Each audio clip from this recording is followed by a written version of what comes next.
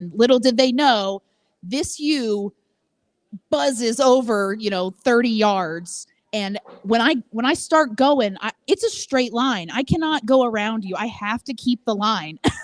And I've mowed many producers.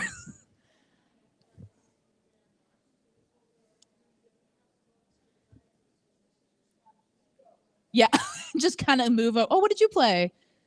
Flute. Oh, I'm trying to pick up flute. I'm trying to learn. I'm not good. Yeah. Oh, listen, don't give me an. I haven't played a saxophone in almost 10 years. I am rusty. I know it's been a long time. Yeah. Ooh, it hits hard. Okay, I think we can get started. Sorry. Listen, you got me yapping. You got me gabbing. Yo Gabba Gabba ing. God, is that even still around? Yo Gabba Gabba? I don't think I've ever seen it.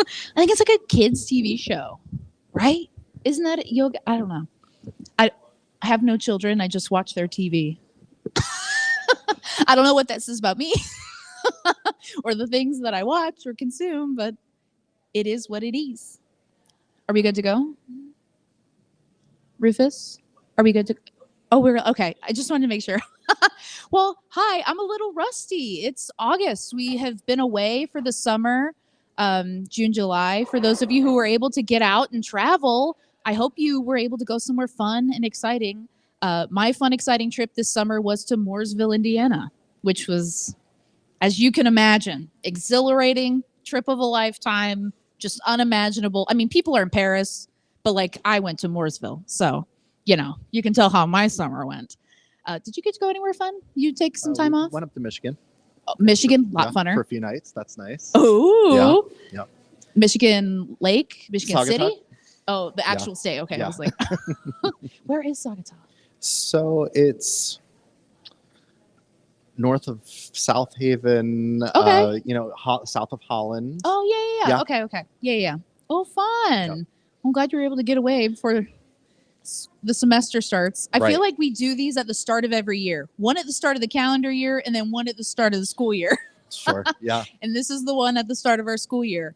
And for those of you who will be joining us at Gen Con, put a little shout out to our Gen Con friends. We'll see you in a couple weeks here in Indianapolis. And if you read this book, you got a little shout out. Tomorrow.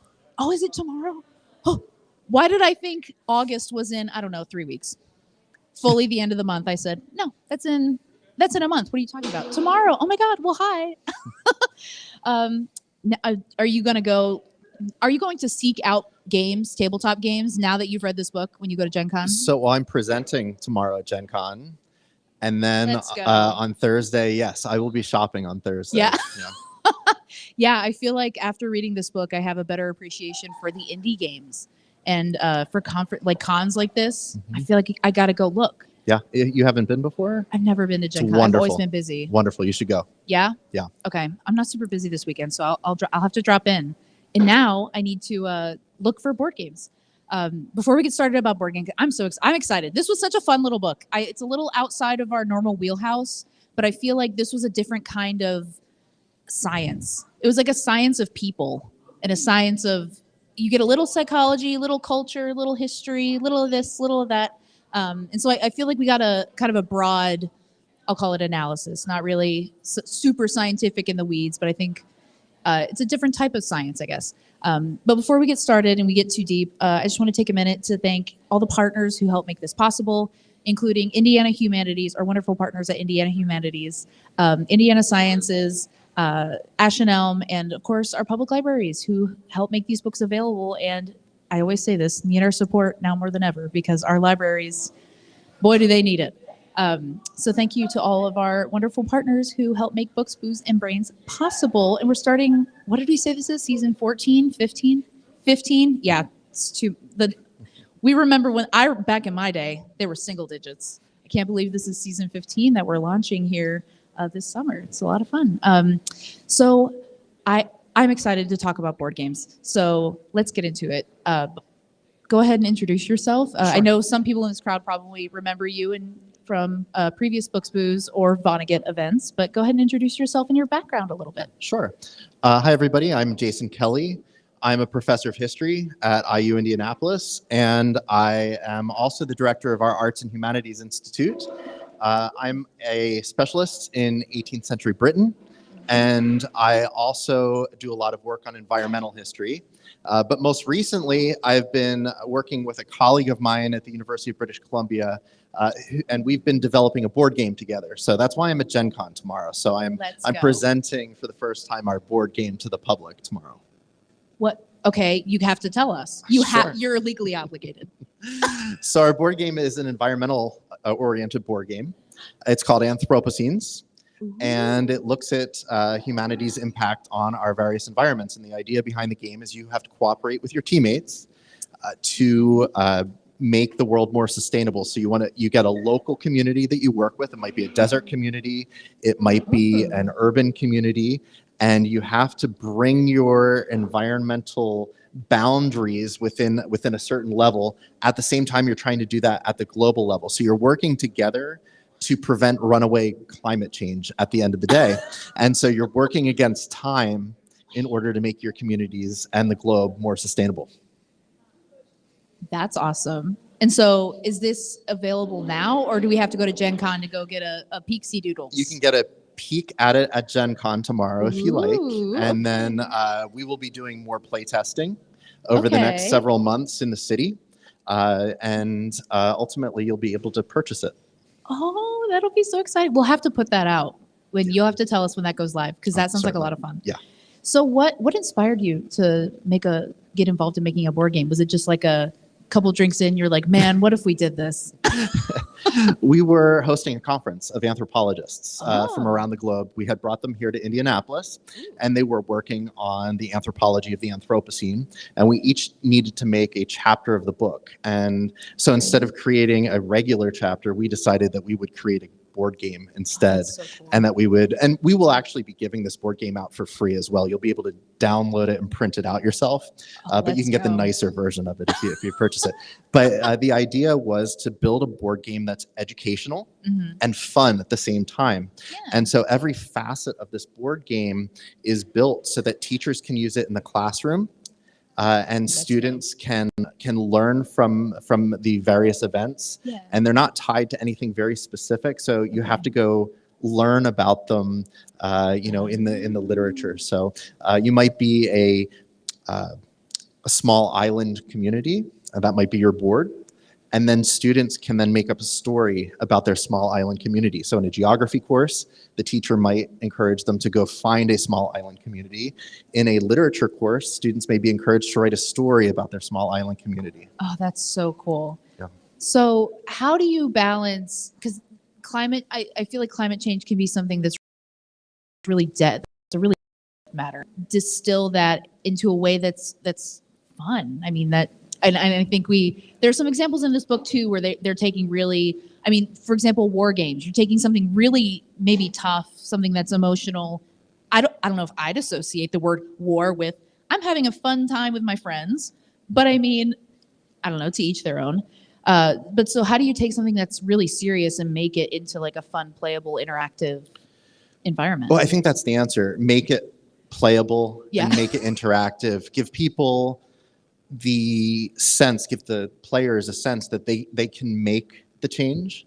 So much of our climate change rhetoric it's this thing beyond that we can't control, but the game is premised on the idea that we all have the capacity to transform the worlds around us. So I wouldn't say that's necessarily a fun story, but at least working with others gives you a sense of agency that can be pretty powerful. The game tests that we've had with students, Yeah. they've really loved it. Really? Yeah. What do you think about, in the book they talk about competitive versus cooperative games. Do you have a preference? Oh, it all depends. I think my preference Ooh. probably is cooperative. Yeah. Yeah, I love a cooperative game. Okay. I love a role-playing game. I love making yeah. stories with other people. So that's Yeah. that's the part of it I really like. Yeah. On the other hand, I can go to Gen Con and play the war, those old style war games where they've built out Yeah, and it's got the 3D. it's got the Yeah. three-dimensional and they've painted all of the people. Yeah. I don't own these things myself, but I'm happy to go play with somebody else and play their games as well. So Yeah. mostly cooperative. If given the choice, it's cooperative, but I can do some competitive stuff as well. Now, I'm curious in your historical studies, because we're talking about mostly modern games. I'm interested in this idea of like children. Like I think when we think of playing a game, you think of children or a child playing a game. But in this book and in a tabletop setting, for the most part, we're talking about adults. And so, what is it about adults engaging in like this fun? Like, what is that? Like, just a biological drive? Is that like a need for community? Do you like have any insight on like what makes us want to play games past childhood? I don't know if I particularly have insight, but others have insight on this. There is a scholar from earlier in the 20th century named Johann Huizinga. He was a Dutch scholar, and he wrote this book, Homo Ludens, the play. Yeah. And he suggested that playing is at the center of our makeup, that humans play before we can speak. I mean, you can see this, animals play with each other, right? You can see, like, you just look at your dogs or cats, right? They're playing with each other as well. That play is actually written into some extent our biology. And so, other scholars have built on these ideas, but the argument that a lot of folks have, and I tend to agree with, is that it is through play where we learn new things. We can ask questions that might be serious questions that we're asking, and through playing, we can come to terms with the many different facets and answers to those questions. So games allow us to deal with the unknown and in ways that we might not be able to in other formats. Ooh, yeah, that's such a good answer, and I really hadn't considered that. I hadn't even thought about. Yeah, I play with my my dog, even my cat, all the time. Yeah, and it's very biologic. What do you think about the aspect of community building? Because they intro the book saying humans are pretty isolated creatures. We don't have big circles, and now we're in these cities, and now we want to play games with strangers. And it was like a very I don't know. I hadn't really thought about that. Do you agree? I guess first off, do you agree that we are still holding on to, I guess, these very long ago, I don't want to call them cultures of isolation, and that by playing games we're like moving out of that, or we're adapting to like a more social environment in like these urban centers? Like, do you think that has any play, pun not intended, into like this book and the popularity maybe of tabletop games, or any relation? Yeah, that's an interesting question. The ways that we engage with each other have certainly changed over time, right? Yeah. And we're especially seeing this now, and this idea that we've become more isolated is pretty powerful and important to think about. Maybe one of the reasons tabletop games are becoming so popular over the last 20 years, and more complicated tabletop games are becoming more engaged. People are engaging with them more over the last 20 years or so, is as we see more isolation in our society, which is ironically driven by our connections over social media. Folks are looking to the tangible, the physical, the analog world as ways to bring us together in new ways. But I don't think that ever went away, but it is definitely changing in format. Yeah. Do you think there's a post-COVID trend that we're going to see in the next 20 years with tabletops and how we engage with each other? Because that was so fundamentally changed, especially for, I'm thinking like young adults, like and even, I guess, even children who maybe had like in some formative years, we're not connecting with each other and we're not playing with each other. Do you think we're going to do you think tabletop games, I guess, will continue to grow in popularity as those forms of connection are reestablished and maybe having to be relearned almost in some instances? Perhaps, I don't know. I hope so. I think games are a wonderful way to come together with people. I think what's pushing against that a little bit is games are increasingly becoming expensive. If you go to the Oh, game store, God, I was yeah. just at the game store 2 days ago, I think, looking Yeah. at games, and every game I picked up that I liked was over $100 for the box. And when you get that price tag, that's a lot. That price is a huge number of people out of the market for these I had no specialized idea. games. They are expensive to produce, but Yeah. yeah, so they're very expensive. So $100 is a lot for some people. Yeah. Now for other people, you might have to do some cost benefit analysis, right? So Yeah. if you're going out with your friends Yeah. on a Friday night, you Yeah. may find that all told together, you spend a lot more than $100 each. Hey, maybe instead of Ooh. going out together, you spend the $100 on the game and come to somebody's house and Yeah. play together, and that's a good use of your funds. So you pool your funds together. That's the cooperative piece. yeah. The cooperative and the fiscally responsible Yes. piece. Do you think that explains this huge surge in popularity for games like Dungeons and Dragons, D&D? I mean, they got a movie. I think 20, 30 years ago, if you had asked anybody who's playing D&D, if you had said, "Oh, there's going to be this giant multi-million dollar box office hit movie about D&D," they'd go, "No, no, it's not. No way. I'm made fun of for playing this game and understanding the mechanics. And you're telling me they're going to make a movie about it and people are going to love it?" So do you think that's part of it? Like, these big games are 100, 150 bucks, but I can get a set of dice and a good imagination and I can have a blast. Perhaps. I mean, Dungeons and Dragons is a great game. The mechanics of that game are truly fantastic. And what they did in version 3.5 of the game, they made it open source. So anybody can take the 3.5 rules and apply them to anything. So it doesn't have to be Dungeons and Dragons. Yeah. It could be baseball. Baseball teams, Yeah. right? You can do a lot of things with these rules. So I think you're right. I love the idea behind the simplest. The simple is better oftentimes when it Yeah. comes to gaming. It allows your imagination more room to play, and especially if you're working with other people, that's a Yeah. great space. We were talking before this all began. One of my favorite games, which is not mentioned in this book, is a game called Story Cubes. Has anybody seen Story Cubes before? Yep.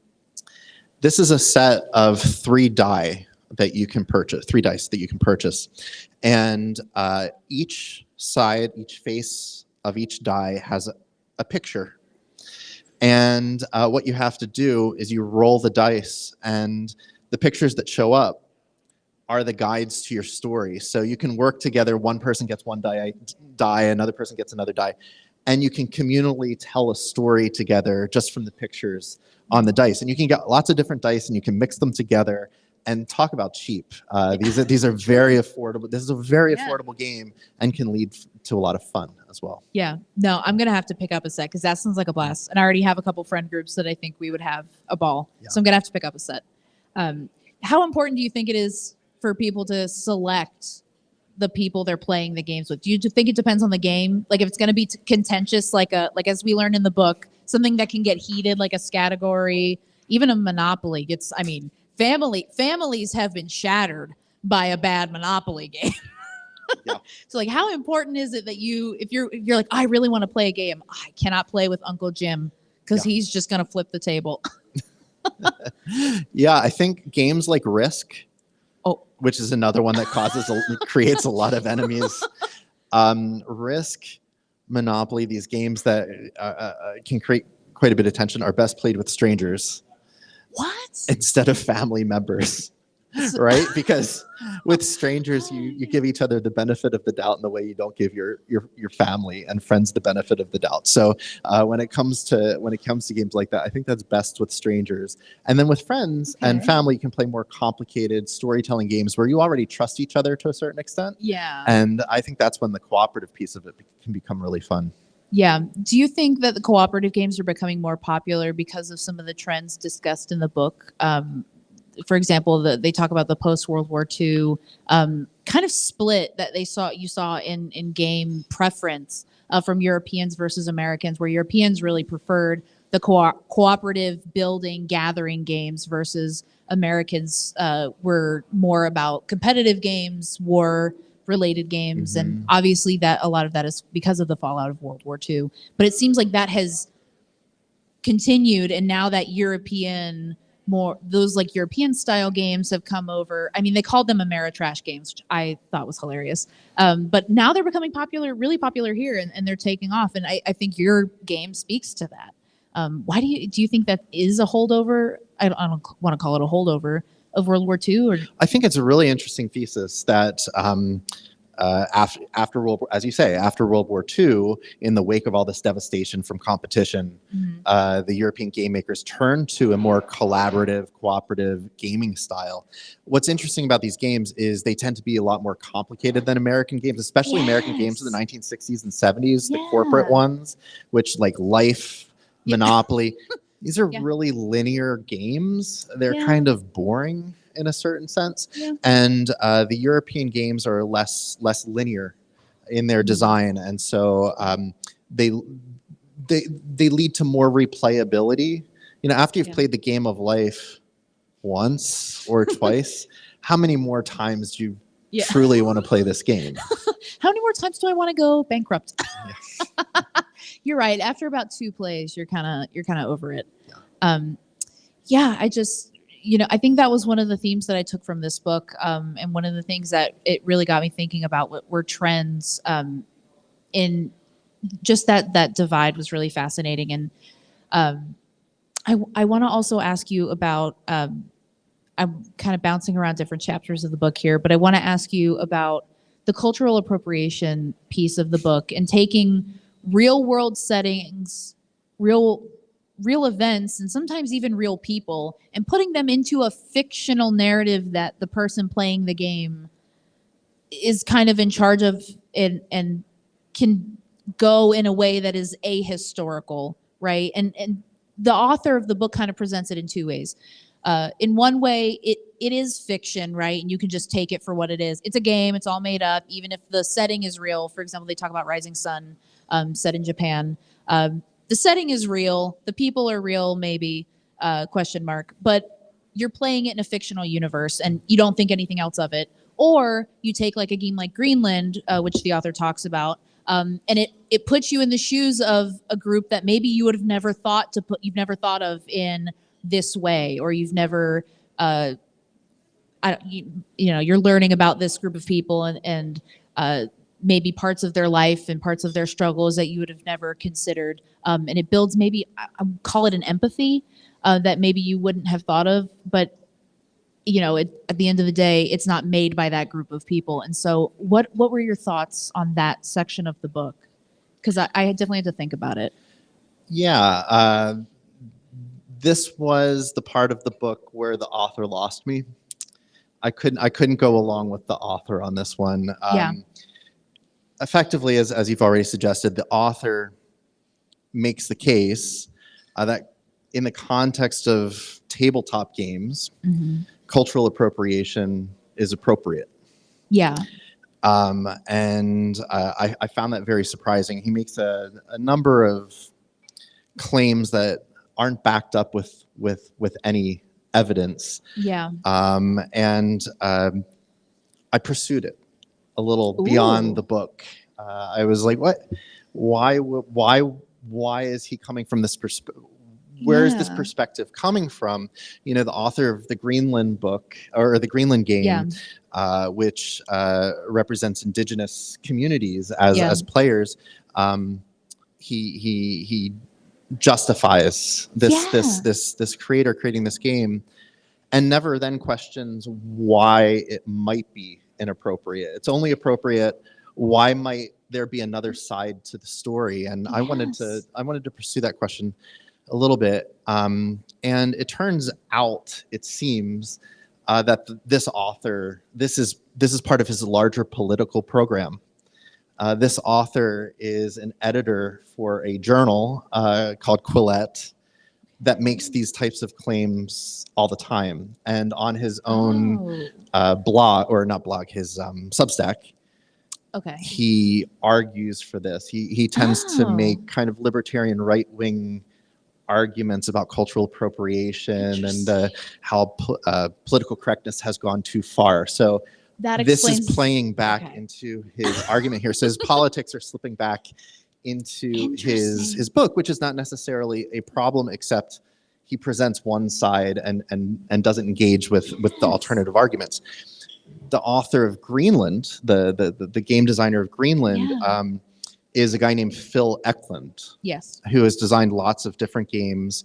And it turns out that Phil Eklund and the author Jonathan Kay actually have very similar politics with each other. And Phil Eklund actually puts his politics into his game notes. Like when you get his games, there will be at least in the past, he would have his politics, his political programs written into them.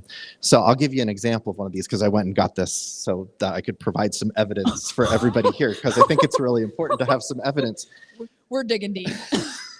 So this author wrote in one of his books, in one of his games, that although much maligned, British colonialism had significant advantages for its colonies, as evidenced by how well some of them turned out.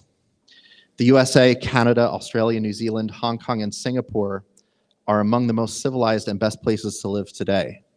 Now, I don't want to go take this There's apart. a lot to unpack. There's a lot there. to unpack here, but the argument that British colonialism helped those people who it oppressed is a deeply problematic statement, and I say this as a historian of Britain. This is what I teach, and this is what I write about. That's just flat out incorrect and dishonest. So, And that was in a game book. He was that like, was in a game book. He was like that. That makes sense. The publisher has since pulled back on including those in his game Really? booklets. Yes, after there was an upswelling of frustration with these things in the game booklets.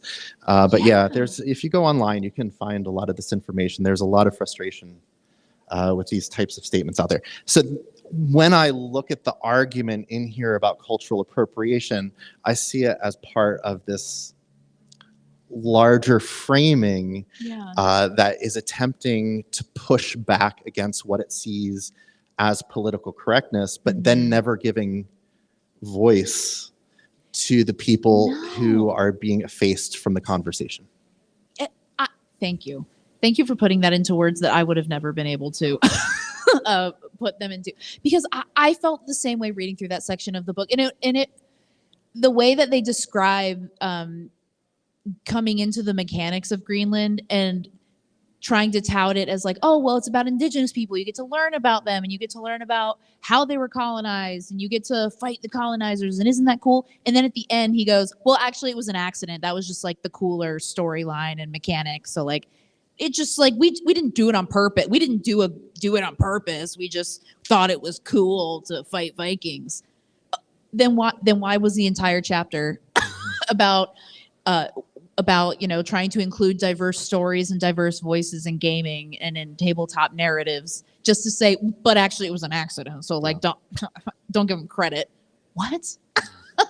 So do you think there's value then in maybe in the tabletop industry, including more diverse voices and storylines in these narratives so that we can, I guess, almost punch back against that entire chapter? Because I read it the same way and I had the same thoughts. I mean, the argument that the author makes is effectively that there could never be something like Gamergate, which happened in the video world. Yes. Because tabletop gamers are more sophisticated. This is effectively what the author says.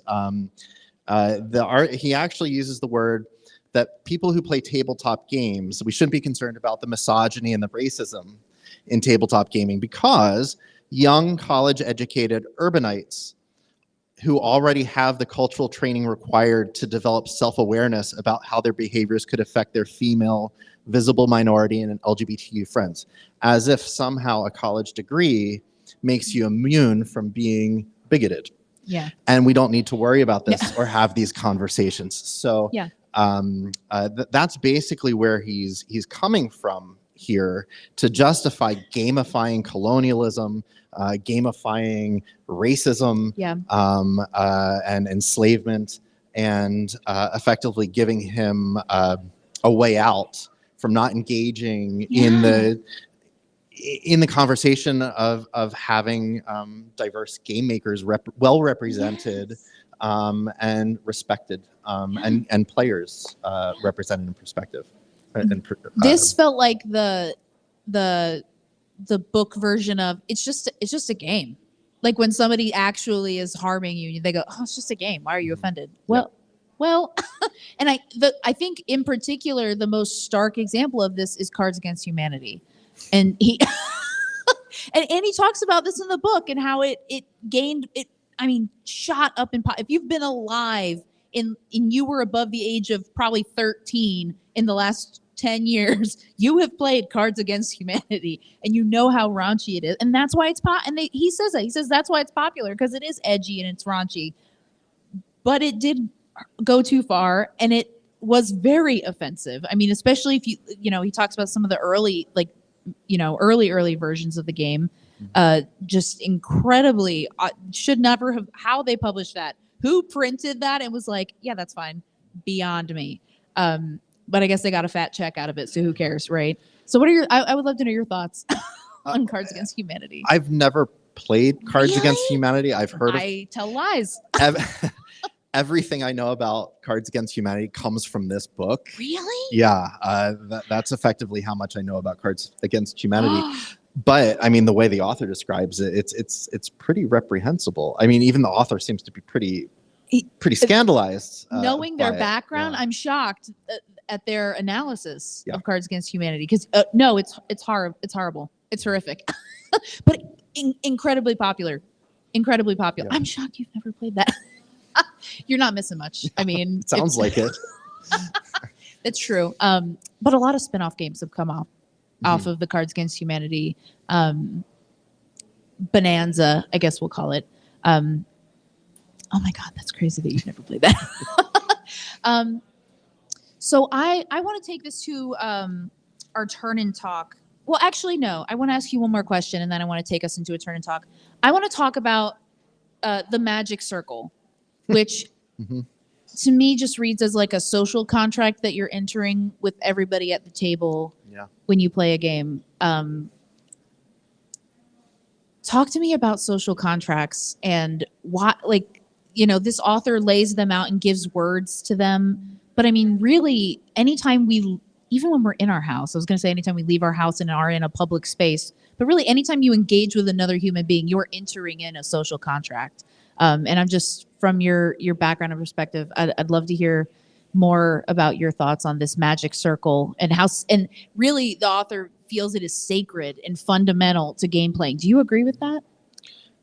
I mean, I love the idea of a Magic Circle. The idea behind the Magic Circle is that everybody who enters the game, right, has this contract with each other, where kind of things stay within the game to a certain extent, and that the outside world doesn't play in the inside of the game, nor does the inside of the game come to the outside world. I find that a really interesting way of thinking about games, but Risk is a great example of this. I don't think that ever, in fact, happens. Fair. I mean, the games are, in fact, a sociocultural practice.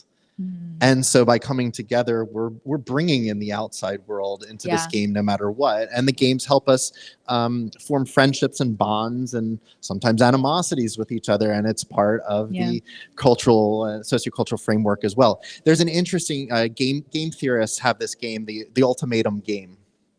And they've done experiments on this over the decades.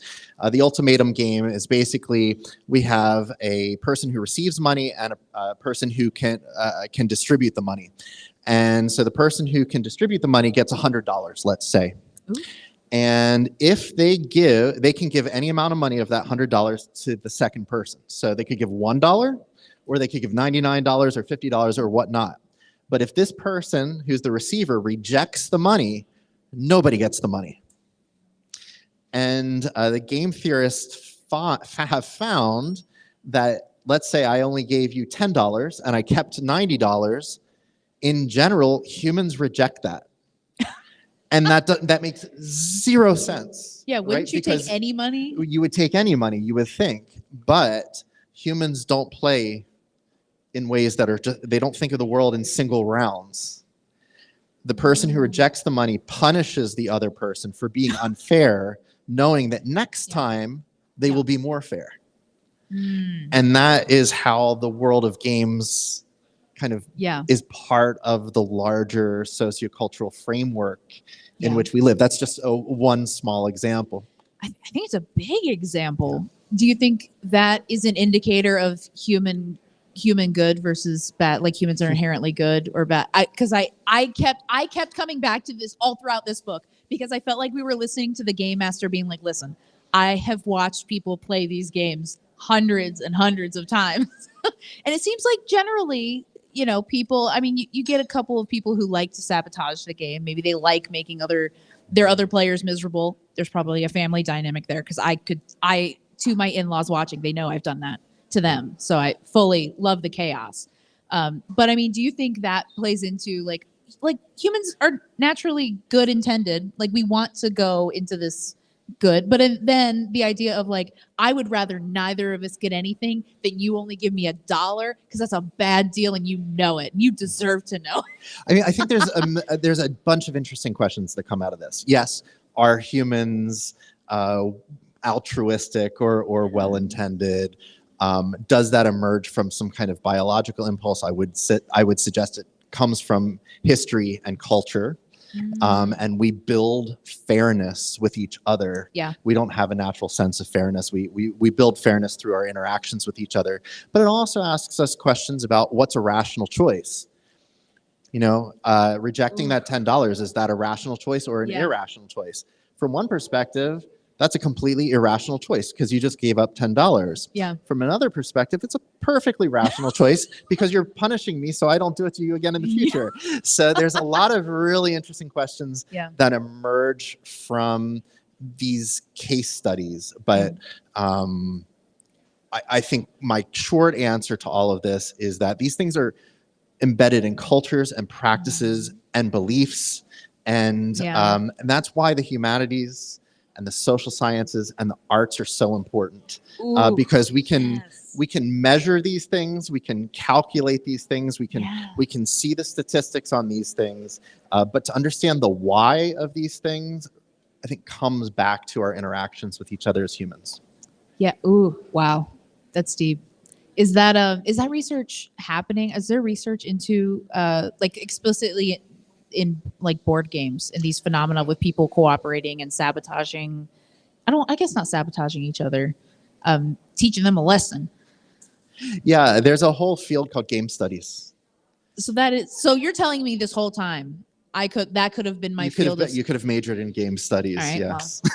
Well. All right, that's a wrap.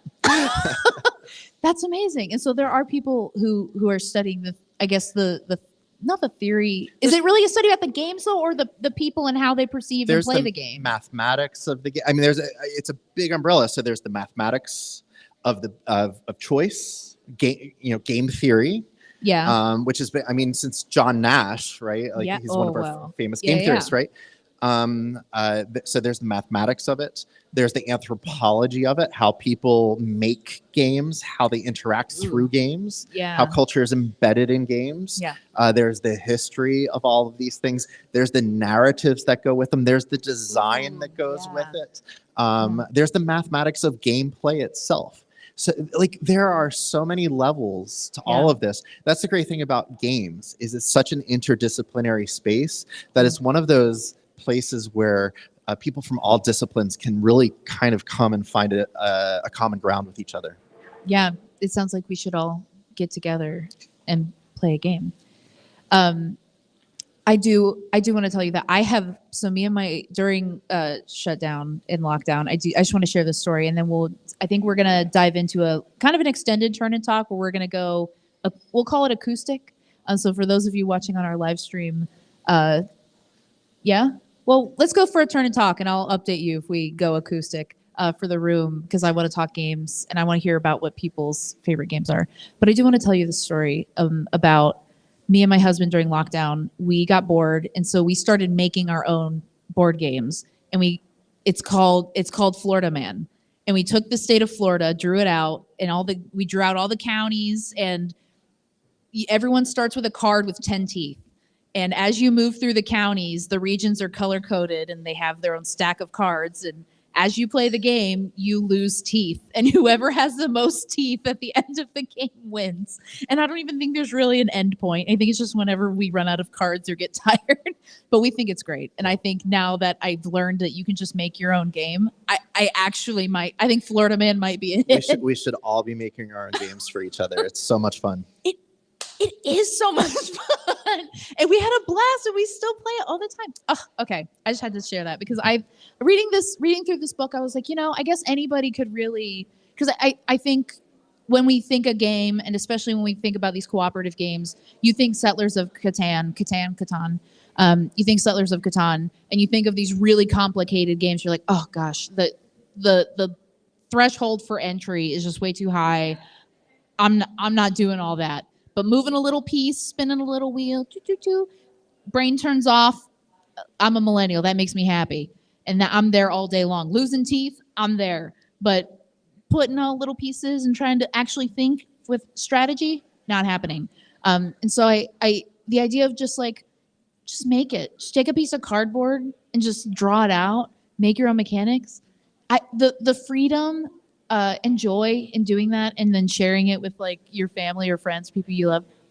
Just a beautiful, I don't know, just like a beautiful thing that I think this book kind of walked me through why it was so refreshing and why that process was so much fun. Not just because like we got to play a game together or spend time together, but because we got to like take our experience and make something and share it with people. I don't know. I just wanted to share that because that made me really happy.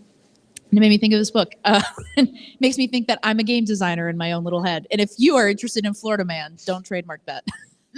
That's our idea. And I'll know if I see the tooth mechanism, I'll know it's you. So I want to take this to our first turn and talk. I loved this quote, and I am a perfectionist. I'm a self-described perfectionist. And so I really related with this, and I want to share it. So this is from the book. If you're a perfectionist, there's no room for fun. If you're a perfectionist, you are always striving for perfection. There's no fun. The game's not going to be fun. So my question to you all is, why do you think imperfection and flaw is so much more endearing? And we're going to get into the failure question too, I think, with this. But why? Why is imperfection so much funner? It's so much funner than actually being right. Or being perfect, I guess, not being right. So let's come back in like 5 minutes and then we can talk about games. Thanks. Really? Okay. Yeah, the online presence is good. Sorry to my online peeps. I wasn't trying to. I know. I was like, I don't know what the hand signal is, but yeah. Oh, hi. Yeah. There's a group watching. Hi. Talk about imperfection. Yeah, I am a perfectionist, and I've learned this about myself. I kind of knew, but it's gotten worse as I've gotten older. But the idea that like it's not fun. It like, for example, the game where you're like drawing and you're trying to guess what it is. Yeah, that's so much more fun when my drawing is garbage. And if you play with me, it is going to be garbage. But why even generally, like, I think this gets into like, especially with AI, you see the perfect symmetry, the perfect whatever, and you see like the retouched makeup photos on like, models, and you walk by the big billboard and you kind of go, oh, that almost doesn't look like a person. The skin is too smooth, the hair is there's no flyaway, that face is too symmetrical, the teeth are too white and square. It's almost like an uncanny valley. Yeah. And like we inherently reject that. But why do we prefer something to be not perfect? Yeah. Is there like a biological root to that where it's just like we recognize it as unnatural? I wish I could answer that. I have no idea if there's a biological root. I in the context of gaming, like the book was suggesting, I found that I think it's a really important insight that the book has about that, as you're suggesting already. I think there's a certain sense of giving up control Ooh. that comes with the imperfection, and yeah. it's there's probably an exception that I'm not thinking about, but in the context of play, there has to be some control given up, Yeah. Oh, right? yeah. So without giving up some control, and that might be control of the storyline, it might be your some of your apprehensions about letting yourself go, like in a context of Ooh. Dungeons and Dragons. A lot of game players like to perform the voices of their characters and get kind of have that theater of it all. So there's an element of letting go, I think, that you have that is related to play that I think is also fun. Well, yeah. That when you put it that way, it makes sense. Yeah, because it's more than just like my drawing's not perfect, or they talk about the alpha player and maybe I'm playing the game and I don't make somebody else on the board doesn't make the perfect move that I don't think is the perfect move, or I know this mechanic so well that I know what they should do for us to get the maximum benefit. Yeah.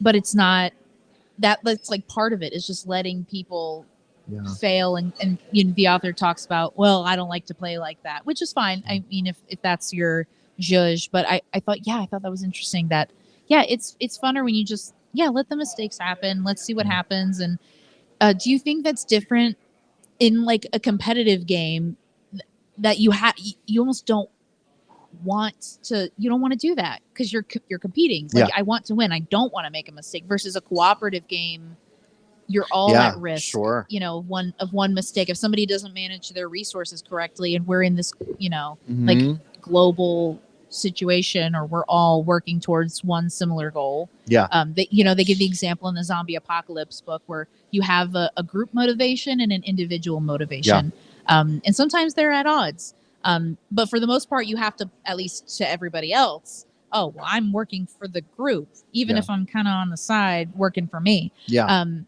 But I don't know. I guess maybe because I am such a perfectionist. My brain doesn't work that. I cannot let go. Yeah. Oh man. Like that idea of being around, like in a cooperative environment, and like, if I make the wrong move and everyone saw it. Yeah.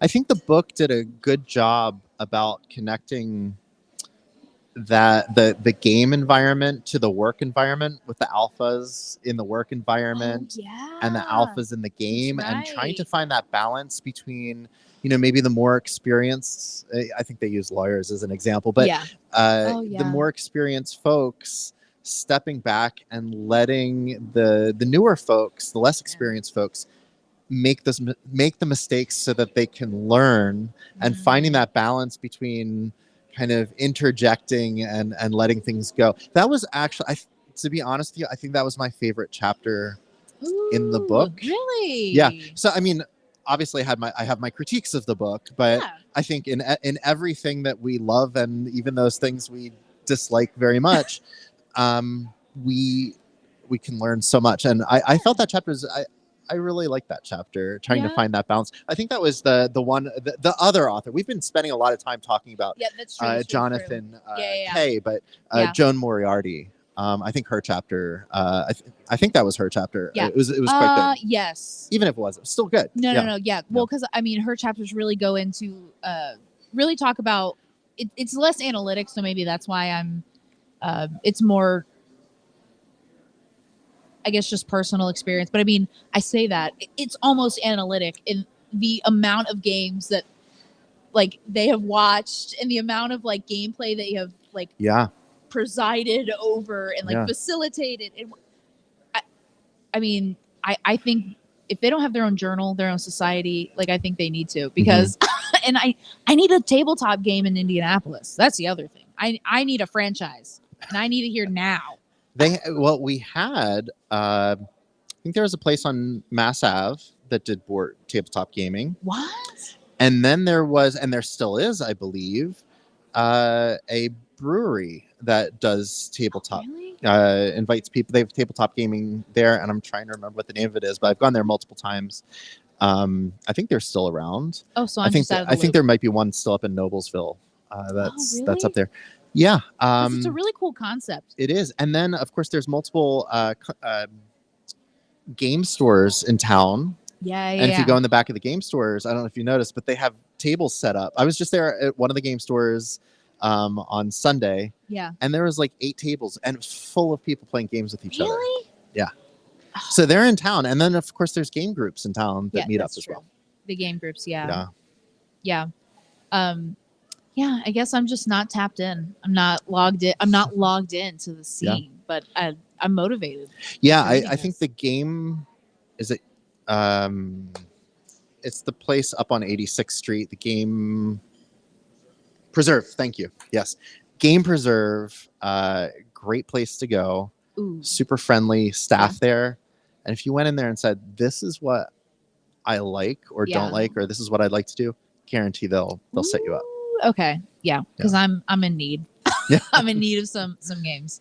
I have a friend who has an Excel sheet, like a Google Excel sheet between him and the friend, like the couples they play with, and each of them has a sheet, and they have a color coding system for which ones they all have, or if they're different editions, it's a different color, Oh, so yeah. they can keep track. Yeah. I think it's like 300 deep at this Wow, point. that's It's incredible. impressive, and they even mark the last time they played it, so they know like, oh, we just played this like a month Yeah. ago. Let's try something we haven't played, or oh, so and so got the new edition of whatever. Yeah, it's speaking to the cost. That's one of the ways they keep costs down is by if they're all going to play as a group of 6 to 8. Yeah. They just kind of split the cost and and sometimes they'll split on like a big game like that, and then they'll just like bring it around. But yeah, Some games it's are impressive. Some games are really replayable too. Probably my favorite game that I'm playing right now is Wingspan. Ooh, that sounds fun. Oh, it's so good. Everybody is trying to build out bird sanctuaries, and you create these, and you have birds, and the cards have information about the birds on them, and they have you count the eggs up, and they have these great little eggs that Wait, you actually get there's eggs on the board. Okay, Yes, I'm sold. It's Done. a great game. I mean, I'm not. I mean, everybody knows. Anybody who's ever played Wingspan knows it's a great game. It's not a surprise, but yeah. If you haven't played Wingspan yet, I promise you, you will love it. Love it. I love. Okay, and are you somebody who the pieces matter? Having like all the little pieces and all the 3D and the tree, like does that, because that matters to me. I love it. You're gonna love Wingspan. So you build up a birdhouse, a cardboard birdhouse, and you put your dice in the back of the birdhouse, and that's the thing that like rolls your dice for you. You're gonna love it. Yeah. Okay. Yeah. I'm so. Ooh. Yeah. I do. Yes, I love all the little pieces and I love things. it. Yeah. I love it too. And they talked about how modern games, it's all like they were talking about Life used to have like the spinner. Oh, and yeah. It used to have the bumps and lumps, Yeah. and it now like it's the modern version is just flat. I didn't realize that. I mean, I obviously haven't played Life Yeah. for 40 years or whatever. Probably hasn't changed. Yeah. But yeah, I remember it was like a little mountain range, I think, around the Yes. spinner. Yeah. Yeah, and I think now that's all gone. It's just a flat little. Yeah. Oh, okay. Yeah, make games great again. Yeah. Guys, come on. Okay. Oh, yeah. Oh. Yeah. Sorry, I'm jiving. I'm rip roaring. Yeah. Okay. Yeah. And the authors will be happy to know we have not talked about Monopoly. Okay, so I'd love to hear your thoughts on imperfection and why you think imperfection is more like why we prefer being imperfect, like versus like why perfectionism isn't fun. It's not fun if everyone's doing everything perfectly and we're all sitting around doing everything perfectly. We're drawing it perfectly. It's easy to guess. Yeah, that's a cat. You have a PhD in sketch drawing. Of course, I can guess your drawing. Why is that not fun? Why is it not fun to be perfect? Why is it not fun to be perfect? Why do we enjoy the imperfections? And maybe it's the character of it. You know, maybe we just like a little character, a little pizzazz. A little, is that it? Pizzazz? I'll chime in and say, like, for me, and we don't have a mic, sorry, y'all. Yeah, that's okay. I can repeat it. Like, for me, it's almost like the chase of perfection, and like, Ooh. when we were talking about collaborative versus competitive, I'm like, and I don't always like it on its own. I'm a very competitive person. I play games to win, kind of thing. Ooh. My wife and I are both that way, which isn't a good mix. But so like, for me, like, I find joy in the imperfections of life, but when I switch into board game mode, it's like a completely different thing. So I don't think I fully answered your question. But No. my brain goes in a different direction. I'm like, okay, we gotta tighten things up. I don't know when here. Okay, hold on. I thought you were talking about Hold, hold on, but no. This is a really important point because the shift that you're talking about, Sam, of I'm a nice guy, but you get me in a game scenario and it is on and you are going down. my friends had to like teach me how to play D&D, and they're like, no, we're just having fun on a journey. We have to like get the wizard. He has our stuff. No, it's much easier. Yeah. I love that. Yeah. So that is so funny that in the nicest people, Sam, you're a very nice person, very kind, nice person.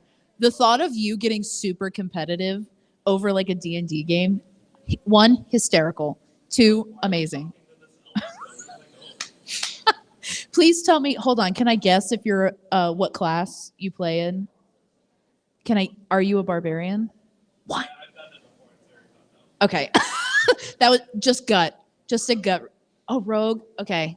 I like it. Like when I was learning, I was like, this is the easiest thing. Yeah, well, and the hyper competitive person's going to take the stabby stab roll.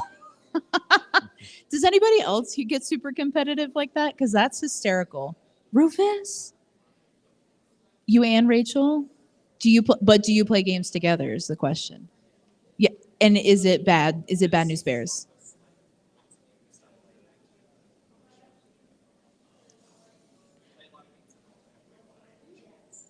Mm.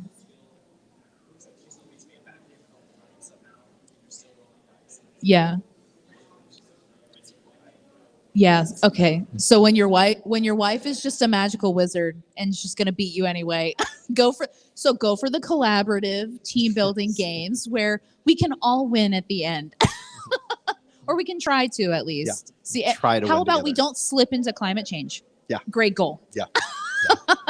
Although I would love to know how the sales of Pandemic are going after the pandemic. That would be interesting. I want to see those numbers. Yeah, well, the creator of one of the creators of Pandemic has come up with their own climate change game, Oh, which I have purchased but have not even opened the box yet. It's still Oh. sitting on my shelf, but one of Okay. these days I'm going to get to it. yeah. I smell some market research happening.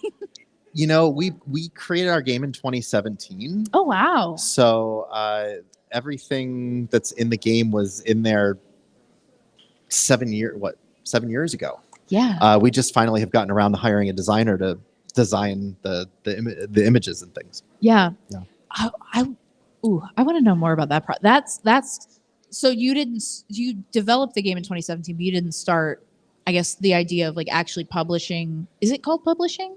Yeah, it would be Publishing the game? publishing. Yeah. So we created all the. In fact, we created the first round of game boards. It was played in 2017. Yeah.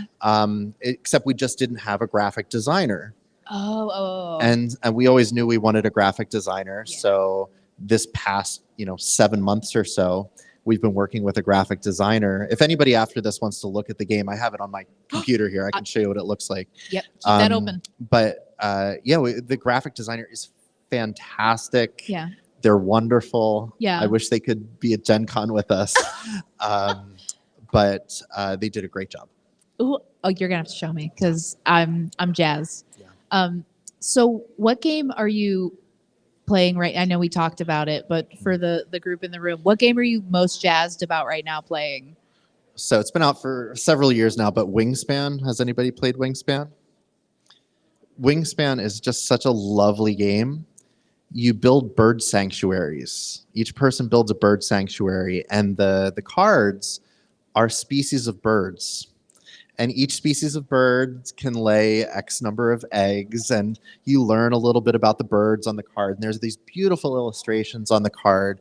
And the idea is it's a deck building game effectively, and you build up land birds, birds that live in forests and birds that are water birds. And the more you build up, the more every round you can get more points. And it's such a happy game because you learn something. Yeah. And you have these beautiful illustrations. It's really wonderful. And there's your eggs are actually 3-dimensional eggs that you get. Listen, It's great. I love the Yeah. I love the trinkets, Yeah. the little toy. I love it. And we were just, and the author actually talks about this and how modern games, they gotten rid of the little trinkets, I don't want to call them toys, but like the little pieces and all the little things you collect and you move around the board. I love those. The flat is boring. For the expensive games. Well, yeah. You're paying for it. They're there. Yeah. For a price, Yeah. they still make them. Yeah. All right, so I want to turn this over to like a Q&A engagement. If you have any questions for our wonderful guests, or if you want to talk about a game we haven't talked about. There were a lot of games talked about in the book, a lot of heated opinions on some of these games. But also there's just like an infinite number of games like that. I mean, we didn't talk about Scrabble and how just Scrabble is a lawless land that maybe is just, that's another one. Don't play with family, because your parents will be upset that they spent money on your college with some of the words and how terribly I spell them. Not speaking from experience. We didn't talk about Monopoly. We didn't talk about so many games. So is there's a game that we haven't talked about either in the book or not in the book, or if there's just like a question you want to ask our really insightful, smart, awesome guests. Awesome, like open, happy, awesome. We're here, we're thriving, we're moisturized, we're in our lane. I'm the worst millennial. I really cannot. Oh, we looked this up. Yeah. Yeah. The history of Monopoly, y'all. Wild. Yeah. So, I mean, I wrote this down. probably a lot of folks know this already, that Monopoly had a predecessor. It's based on a different game that was created by a woman named Lizzie McGee in 1904. She patented this game called the Landlord's Game in 1904. And if you look at the original board game, the Landlord's Game, it's meant to teach moral lessons about the excesses of capitalism and how it can hurt people.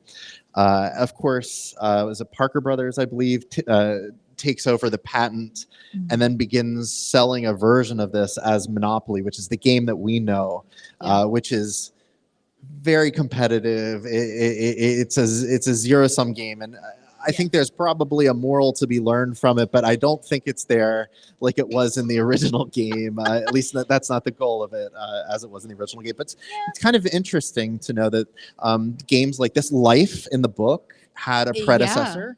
Yeah. A really boring predecessor, it sounds like. Morals? But what was interesting about the predecessor Game of Life is that it was not linear. Yeah. That it was non-linear, that you could make lots of different decisions and choices and move in different directions on the game board. So it's kind of interesting in the 1950s or 60s when they remade the Game of Life. Yeah. It became, again, I mean, coming back to capitalism, let's put a family unit together. Let's get a job. Ooh. Let's put children in the car that we have to get at a certain point in our lives, right? And it is the American dream. Put that in quotes. That the Game of Life plays, but the original Game of Life was not that. I didn't even think of that. They're like, that's the goal. Get married, have kids, get rich, question marks. Yeah. Retire and be happy. Yeah, oh my God. I hadn't even thought. So will we see another version, a 21st century life reimagining? Where everybody's trying to pay off their college loans. Hold on. I smell another game coming from you, because that actually 21st Century Life, where we're paying off student loans, can't afford an apartment, move Yeah. back in with our mom at 30. Yeah. We'll call it Fannie Mae. No, hey, no patenting. This is recorded. You cannot take this idea. We're doing this live. So yeah, are there any more questions? Any games we want to talk about that didn't get brought up? Even the author says that they are kind of sad they didn't talk about Sorry. That was my favorite game playing with my family. And is it a little boring, as the author said? Yeah. Did I play it 500 times as a 10-year-old? Yeah. Did I kick my brother's butt? Yes, I did, Leon. Yeah.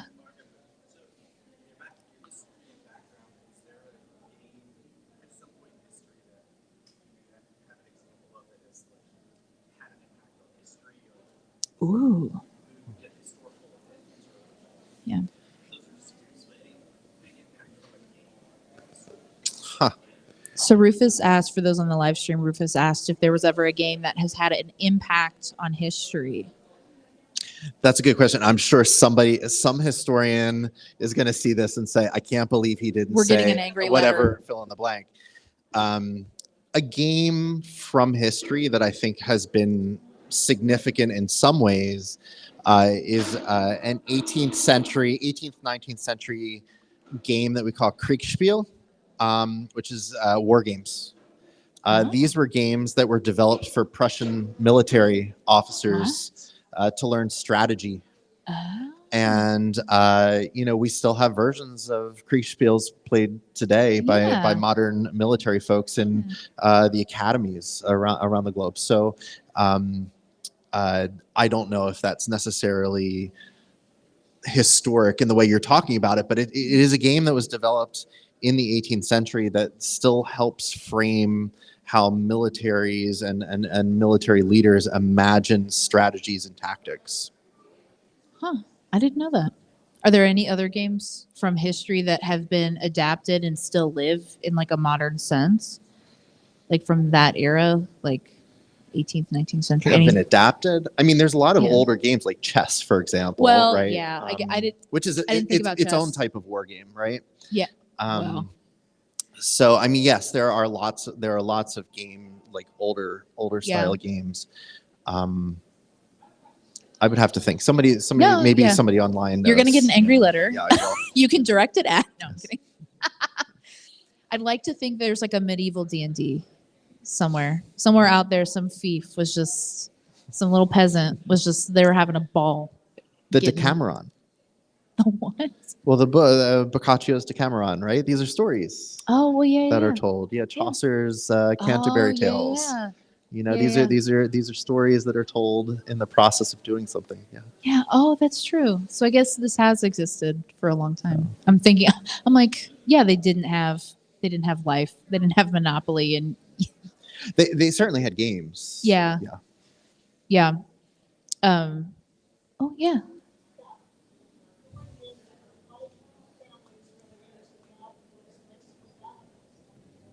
Oh, Mexican dominoes. Ooh, yeah. Mexican dominoes? It's Mexican dominoes? All right, game recommendation for everybody watching. And you said it's not a think hard game, because I need one of those where I can turn my brain off and just coast.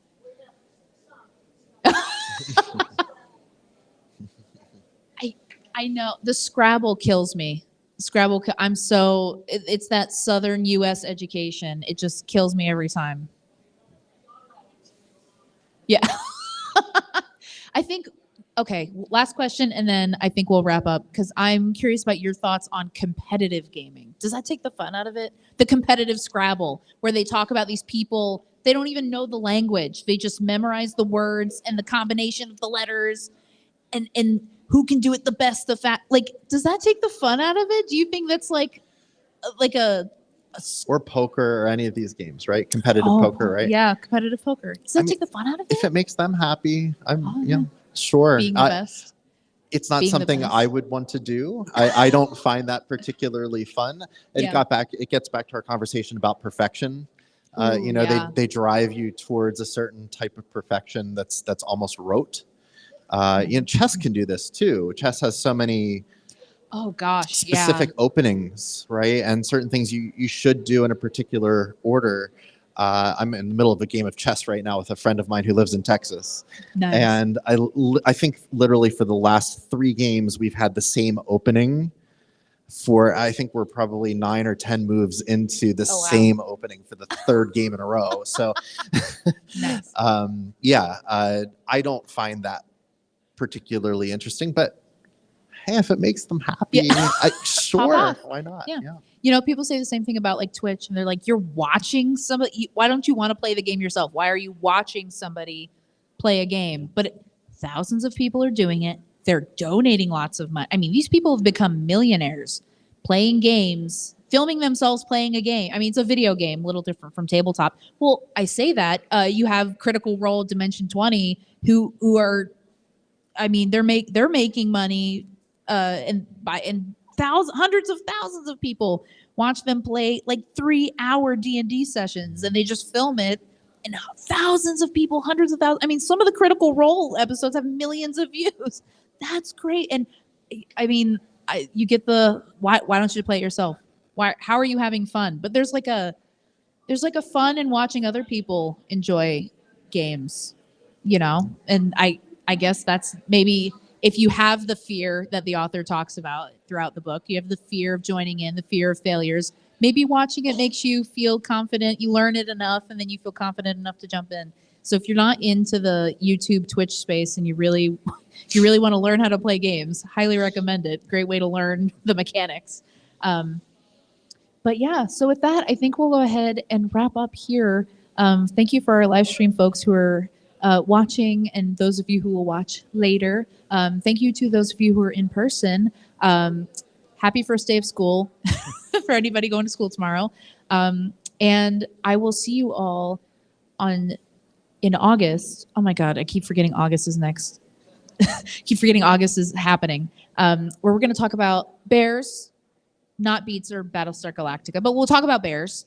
And they're real, but we're going to talk about the mythology of bears. And we have a special guest from the Indianapolis Zoo who will be joining us to talk about the myth, the man, the myth, the legend, the bears, and not the football team, because we actually like to talk about things that are interesting, and that, you know, are capable of moving more than 5 yards at a time. Okay, I'm sorry to all my NFL fans. Yeah, so we'll see you the last Tuesday. What's the date? The last Tuesday of August? August 27th here at Ash and Elm.